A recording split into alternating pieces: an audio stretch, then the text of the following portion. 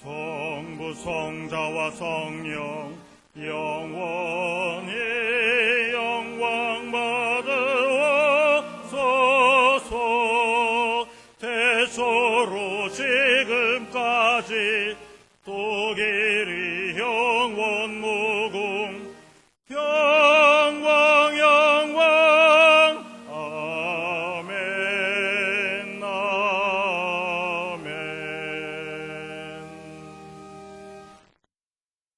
환난 날에 여호와께서 내게 응답하시고 야곱의 하나님의 이름이 너를 높이 드시며 성소에서 너를 도와주시고 시온에서 너를 붙드시며 내 모든 소재를 기억하시며 내 번제를 받으시기를 원하노라.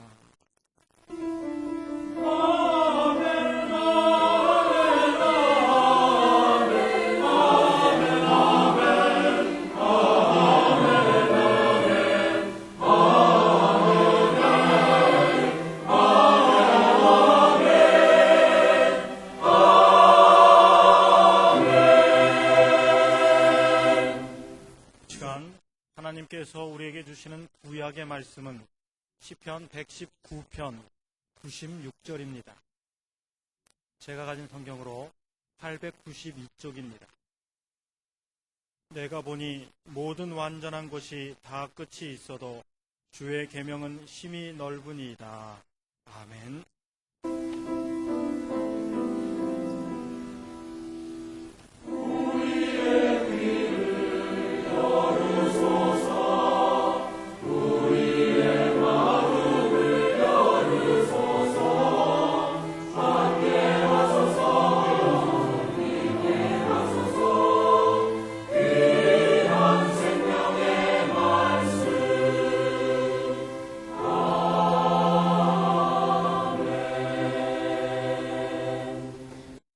하나님께서 우리에게 주시는 신약의 말씀은 고린도 후서 6장 11절에서부터 13절까지입니다. 제가 가진 성경으로 292쪽입니다. 고린도인들이여, 너희를 향하여 우리의 입이 열리고 우리의 마음이 넓었으니 너희가 우리 안에서 좁아진 것이 아니라 오직 너희 심정에서 좁아진 것이니라. 내가 자녀에게 말하듯 하노니 보답하는 양으로 너희도 마음을 넓히라. 아멘. 초대 고린도 교회는 당시 여러 어려운 여건 속에서도 크게 부흥하는 교회였습니다. 무역과 상업이 어우러져 여러 족속이 출입하며 흥청거리는 상황에서 이렇게 발전했다고 하는 것은 여간 대견한 일이 아닐 수 없습니다. 그런데 발전하면서 아직 제도가 미비하고 체계가 덜 잡힌 형편이고 보니 여러 문제가 발생했고 이것을 하나하나 잘 처리해 나가는 것 또한 쉬운 일이 아니었습니다. 그 중에서도 성도 상호간에 끼리끼리 모이거나 당을 짓거나 자기와 생각이 다르다고 해서 배척하거나 무슨 세력화하는 일까지 생겨났고 이것은 매우 염려스러운 일이었습니다. 오늘의 신약 본문 11절 말씀을 다시 보시면 고린도인들이여, 너희를 향하여 우리의 입이 열리고 우리의 마음이 넓었으니 했습니다. 사실 이 말씀은 이렇게 읽어야 됩니다.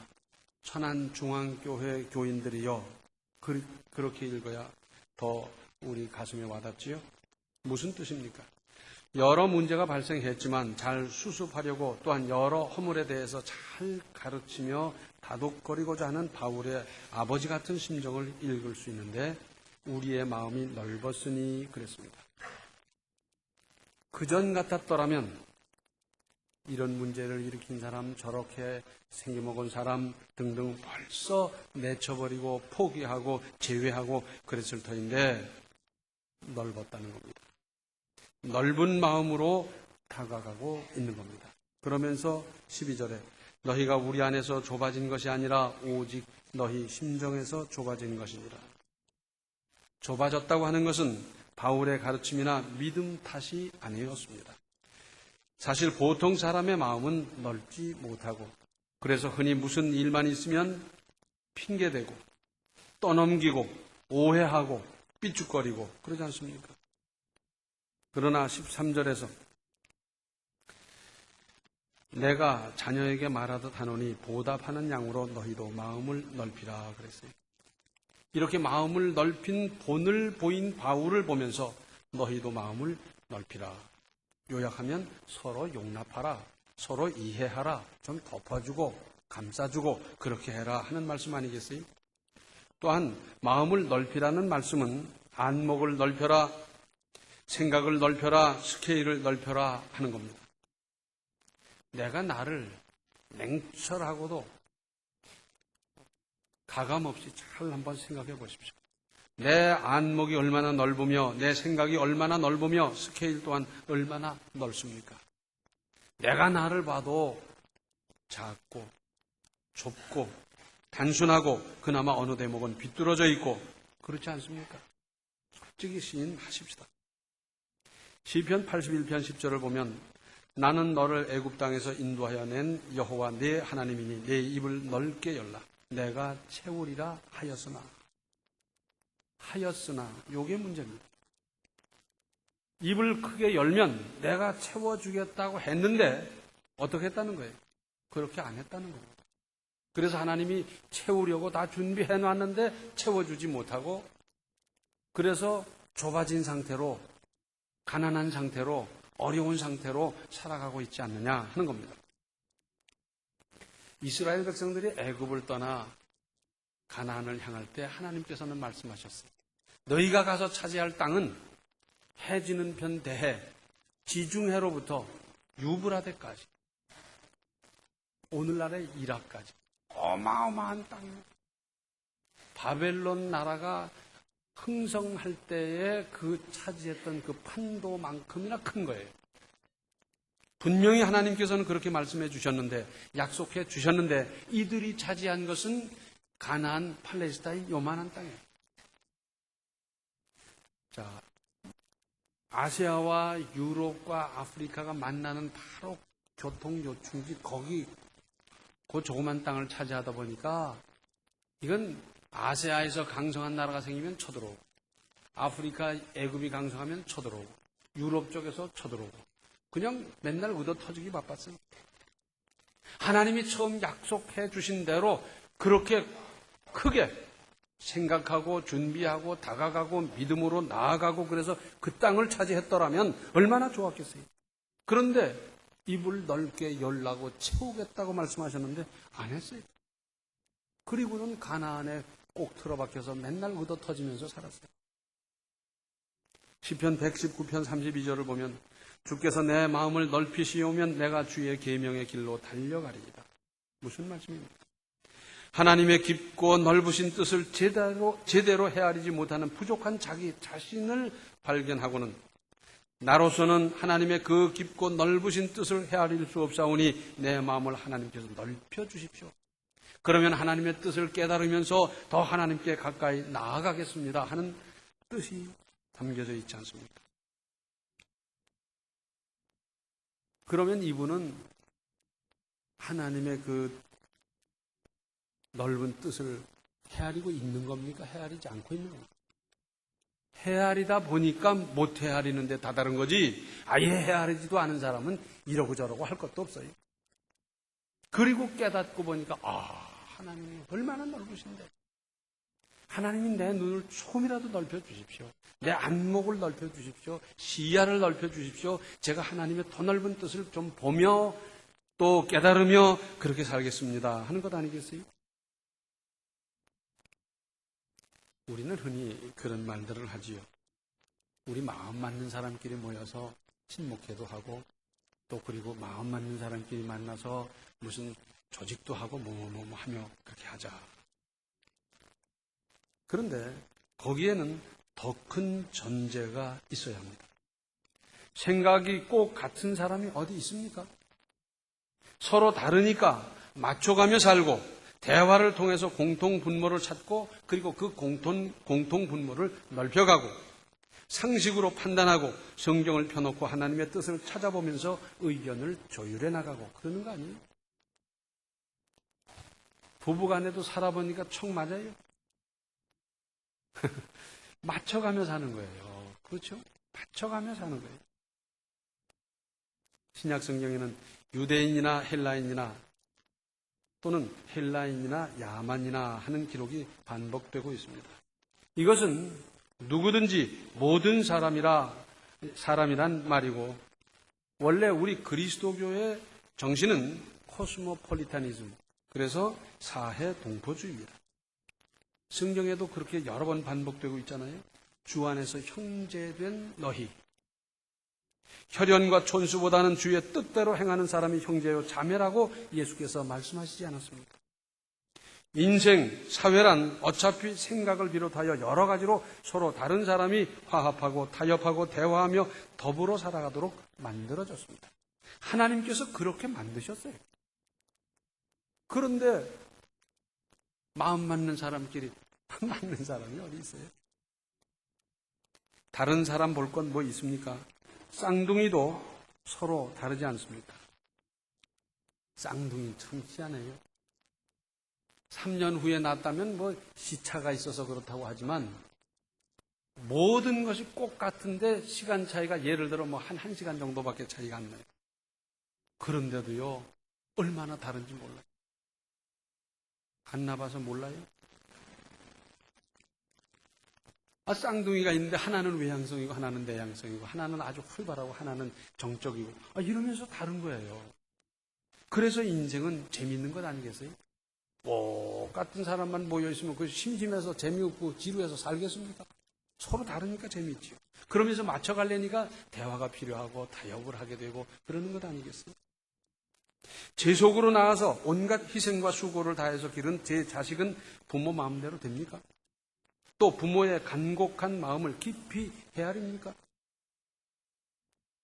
물을 보십시오. 물은 뼈도 줄기도 없어 보이지만 그릇에 따라서 얼마든지 모양이 달라집니다. 종지에 담으면 종지물이고 대접에 담으면 대접물이고 바켓에 담으면 바켓물이고요. 융통성으로 말하자면 물같이 융통성이 많은 게 어디 있어요? 그래도 물이라는 개성은 언제나 유지하고 있습니다. 아무리 그릇이 달라져도 물이라고 하는 개성을 유지하면서 융통성을 발휘하고 있습니다. 이건 얼마나 교훈적인지 몰라요. 바다는 어떻습니까? 실개천도 넓고 큰 강도, 오염된 하수까지도 받아들이지만 받아들이는 것으로 끝나는 것이 아니라 오히려 그것을 정화하고 물고기를 기르고 해초를 양육하고 있지 않습니까? 어떤 물이든지 다 받아들여요. 그러나 그 오염된 것들을 정화하고 있지 않습니까? 용광로는 또 어떻습니까? 온갖 광물질을 다 받아들여 녹여내면서 태울 것은 태우면서 성분별로 순수하게 구별짓고 있습니다. 용광로 들여다보셨어요? 그 수천도 끓는 데 보면요, 그 시시한 거 다 타버려요. 그런데 온도가 높아갈수록 그 잡동사니는 한쪽으로 찌끄러기로 모이고요. 그리고 쇠는 쇠대로, 납은 납대로, 구리는 구리대로 저희끼리 동글동글 하면서 뭉쳐요. 같은 성분이죠. 다 녹아내는데 그런데도 그 납의 순수성을 그대로 유지하면서 모이고 거기에 불순물은 다 태워버려요. 없애버려요. 구리는 구리대로, 쇠는 쇠대로 다 이렇게 녹이면서 순수하게 구별짓고 있습니다. 그런데 우리나라에는 외눈박이가 왜 그렇게 많은지 하나만 알고 그것이 전부인 줄로 우기면서 극단론에 빠져서 극한 투쟁을 일삼고 있고 온 국민이 피곤에 빠져 있습니다. 그래서 자기와 생각이 다르면 마치 적군이라도 되는 것처럼 무찔러 버리려고 그래요. 그런데 무찔러 버리고 나면 끝납니까? 그 사람이 이를 갈고 달려들 건 왜 생각 못합니까? 극단론이 통하고 득세하는 사회는 위태로운 사회입니다. 온건론이 통하고 온건론으로 지배되는 사회가 진정한 사회입니다. 안정된 사회입니다. 우리가 좀 입체적으로 생각하십시다. 앞도 보고 뒤도 보고 옆도 보고 위도 보고 아래도 보고 좀 입체적으로 생각을 해야지. 딱 하나만 알아서 이게 전부인 걸로 빡빡 우게 되는 이런 답답한 사람들, 답답한 이 사고 구조를 언제까지 가지고 가겠어요? 종합적으로 좀 이해하십시다. 여러 요소들도 좀 생각하면서 종합적으로 판단하는 게 정답에 가깝지 않겠어요? 거시적으로 멀리 보고 따져보는 넓은 안목이 그립고 우리 그리스도인들이 이렇게 선도할 일입니다. 좀 넓게 보십시다. 깊게 살펴보고 멀리 보고 길게 생각하십시다.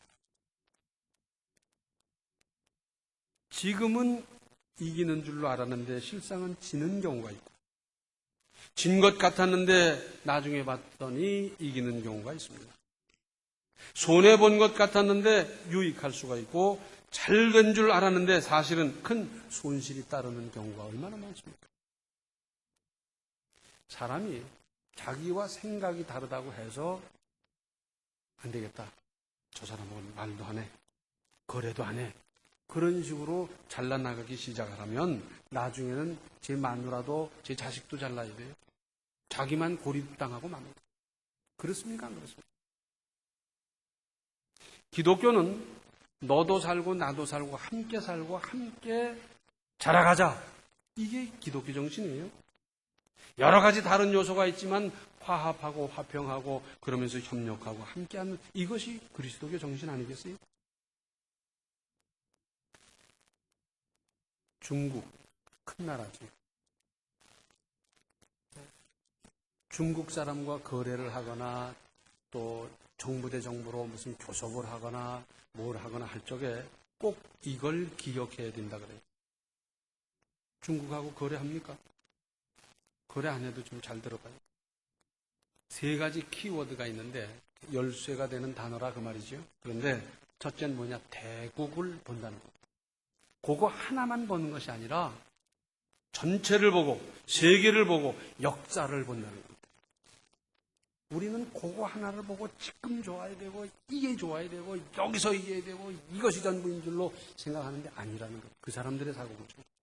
그래서 전체를 보고 세계를 보고 역사를 보는 거예요. 그 다음에는 미래를 본다는 거예요. 그래서 내일도 보고 한 달 후, 10년 후, 100년 후 길게 보는 거예요. 우리는 내일 필요 없다는 거예요. 내일 삼수갑산을 갈 값에 지금 좋아야 되고 지금 먹어야 되고 지금 내 손에 들어야 된다라고 생각을 하다 보니까 우리가 길게 못 살잖아요. 길게 계획을 못 세우고 그렇게 해왔지 않습니까? 옛날에 일본이 우리나라와 중국을 지배할 때 철로를 깔았어요. 제일 처음에는 저 과천에서부터 제물포까지 깔려고 그랬더니 유생들이 전부 나와서 다 들어누웠습니다. 여기다가 이렇게 하다니 산의 정기가 무너진다는 겁니다. 그러면서 반대를 하는 바람에 할 수 없이 노량진에서부터 제물포까지 넣었어요. 그리고는 한 해 여름 가물었더니 이 철맛 때문에 이렇게 됐다고 해서 철맛 때려부시러 가자고 그런 일도 있었고 별일이 다 있었어요. 그런데 중국에서는 어땠느냐? 중국에서도 일본 사람이 철로를 왔어요. 목적은 꼭 같아요. 군수물자를 수송하고 농산물이라든지 생산한 그 수확을 전부 다 걷어가기 위해서 깔은 건 목적은 똑같아요. 그런데 중국 사람들은 거기 막 협력을 하는 거예요. 아니 일제를 위해서 놓는 이 철도 공사에 왜 이렇게 당신들은 그저 협력하고 그러느냐 했더니 이건 결국 우리 거다. 저 사람들이 이거 뜯어가지 못할 거다. 그러면서 협력한 거예요. 그리고 철로가 놓이면 자기들도 활용을 하고 결국 내 거 되는 건데 그거 어떠냐. 그 사람들은 그렇게 했어요. 만약에 우리나라에서 국민들이 반대를 하는데 저거 결국 우리 거 될 거니까 협력해도 괜찮다고 간 사람이 있었더라면 아마 맞아 죽었을지도 몰라요. 미래를 좀 보십시다. 한 달 후도 1년 후도 10년 후도 좀 보면서 그러면서 판단해 보십시다. 그리고 또 하나는 상대방이라는 겁니다. 그래서 KO를 시켜버리는 게 아니고 KO를 시키면 그 사람이 가만히 있습니까? 이를 갈고 달려들었을 때 그때는 무서워지는 거예요. 그런데 상대방의 체면이나 상대방의 입장이나 상대방의 위신도 생각하면서 그러면서 실속을 차리자는 거예요. 그래서 이 세 단어를 가지고 기억을 하면서 중국 사람과 거래를 한다든지 또 중국 정부 대 정부로 교섭을 한다든지 늘 이걸 기억해야 된다는 거예요. 그러면서 함께 의논에 가야 일이 풀린다는 거예요. 그런데 이건 생각하지 아니하고 내 이익만 챙기려고 하면서 교섭을 하고 협상을 하다 보면 실패한다는 거죠. 이건 다른 사람이 아닌 우리가 두고두고 잘 새겨듣고 간직하고 활용할 일입니다. 시편 145편 3절을 보면 여호와는 광대하시니 크게 찬양할 것이라 그의 광대하심을 측량치 못하리로다. 하나님의 그 어마어마한 존재를, 생각을, 그 섭리를 믿음으로 기도하며 헤아려 보려고 했더니 도저히 할 수 없어요. 측량해본 사람이, 알아보려고 노력한 사람의 고백 아니겠어요? 로마서 11장 33절을 보면 깊도다 하나님의 지혜와 지식에 부요하며 그의 판단은 측량치 못할 것이며 그의 길은 찾지 못할 것이로다. 바울이 얼마나 대단한 사람입니까? 사실은 그분은 일반 학문에서도 천재였어요. 그런데 그분이 하나님의 은혜를 입고 그리고 그 은혜로 헤아려 봤는데 도저히 측량치 못하고 판단치 못하고 찾지 못하겠더라 고백했어요. 인간의 도량형이나 아니 상상이나 추측으로도 하나님의 깊고 넓으신 하해 같은 마음, 섭리, 사랑을 어떻게 다 헤아릴 수 있겠습니까? 하나님의 사랑이 어떻습니까? 죄인을 구원받을 자격도 없고 구원해도 될 가능성도 아무것도 없는데 그들을 구원하기 위해서 죄 없으신 외아들을 제물로 주셨습니다. 내 사랑하는 아들을 극악무도한 죄인의 형벌을 대신하기 위해서 내줄 부모가 어디 있습니까? 실제로 내주었다 하더라도 구원이 안 이루어져요. 왜? 죄인이니까. 죄값은 의인이 지르는 거지 죄인이 치를 수가 없어요. 하나님께서 그렇게 아들을 제물로 삼으시고 우리를 하나님의 자녀 삼아 주셨어요.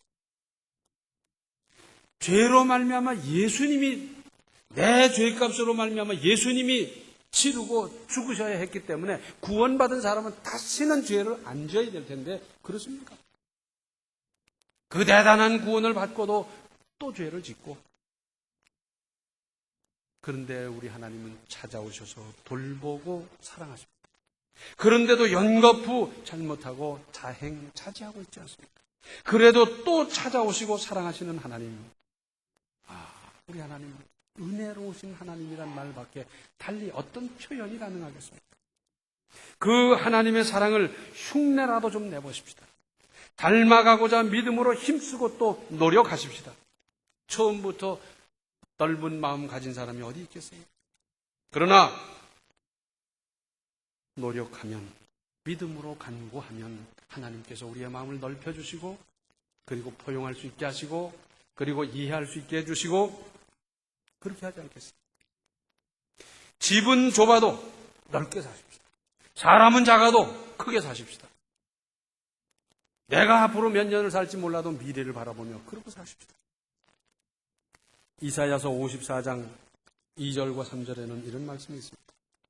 네 장막터를 넓히며 네 처소의 휘장을 아끼지 말고 널리 펴되 너의 줄을 길게 하며 너의 말뚝을 견고히 할지어다. 이는 내가 좌우로 퍼지며 네 자손은 열방을 얻으며 황폐한 성읍들로 사람 살 곳이 되게 할 것입니다. 하나님께서는 그의 사랑하는 자녀가 실패하고 낙오하고 좌절하고 낙심하고 이걸 원치 않으십니다.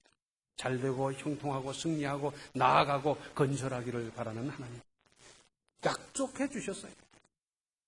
그런데 내가 공부를 많이 했나 부모님 유산이 있나 내가 이 나이에 뭘 하나 그러니까 하나님의 능력을 은혜를 제한하고 마치 이스라엘 백성들이 그 광대한 땅을 주기로 약속하셨는데도 가나안에 들어박혀서 맨날 얻어 터지다 볼일 다 봤던 것 같이 우리가 그런 인생을 살겠습니까? 나를 향한 하나님의 계획은 크고 깊고 넓으신데 그 계획을 생각하면서 우리가 생각을 키우고 스케일을 키우고 마음을 넓히고 그래서 하나님의 그 계획을 따라 우리의 인생은 지금부터라도 더 건설적이고 더 생산적이고 더 발전적이고 더 형통한 인생으로 건설해 가시기 바랍니다. 기도하시겠습니다. 은혜로우신 아버지 하나님, 믿음이 인도라고 하면서 저희들은 하나님의 능력을 제한하고 있지 않습니까? 하나님의 은혜를 축소시켜가고 있지는 않습니까? 불쌍히 여겨 주시옵소서. 이제 마음을 넓히라고 하신 주님, 마음, 생각, 스케일 모든 것을 넓혀가면서 하나님의 그 넓으신 깊으신 뜻을 헤아리며 넓고 깊게 인생을 건설해 갈 수 있도록 주여 도와주시고 많은 사람을 다 포용하고 사랑하고 끌어안고 이해하는 넓은 가슴의 인생을 살아가게 하여 주시옵소서. 예수님의 이름 받들어 간절히 기도하옵나이다. 아멘. 이와 같이 넓고 넓은 마음으로 주변 모든 사람을 포용하십시오. 지금은 생명의 주 예수 그리스도의 은혜와 하나님 우리 아버지의 극진하신 사랑과 성령의 감화 감동 충만 교통하심이 마음을 넓히며 생각을 넓히며 스케일을 넓히며 넓은 인생을 건설하고자 작정하는 모든 성도들 머리 위에 이제로부터 영원토록 함께 계시기를 간절히 축원하옵나이다. 아멘.